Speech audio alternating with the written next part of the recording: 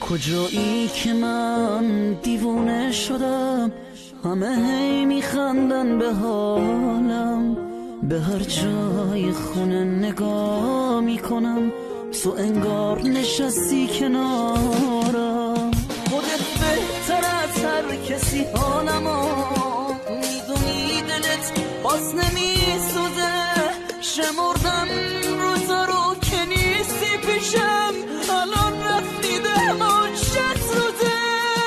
به موهام نگاه کن و خیره شو، سفید تمام موهای سرم همونت میاد که دوست داشتی و بدون دلیل رو هوا میزنه.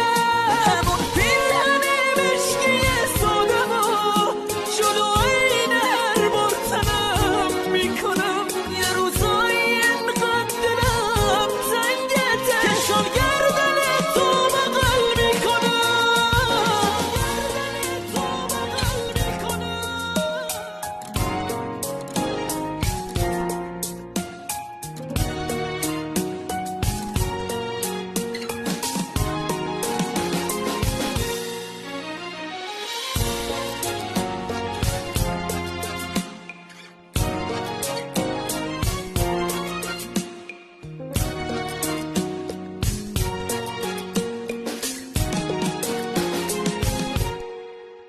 کجایی ببینی که من پیر شدم، نبودی ببینی زمین گیر شدم.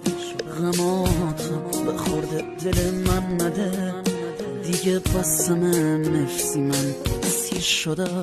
خودتو شکستی دل سادم از این سر گرفتی، چرا سایتو شال اینجا سون گردن اینجا کریز واسه کی